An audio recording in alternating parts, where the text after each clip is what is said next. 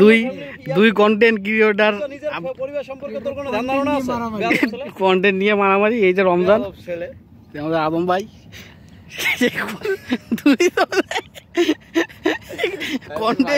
Content দিয়ে মারামারি শুরু করে দিতে, ভাগাভাগি।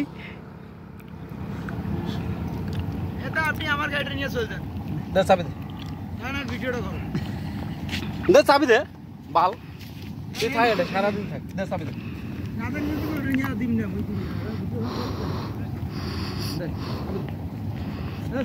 থাকেন থাকেন দেশি, আমি চলে যাবো।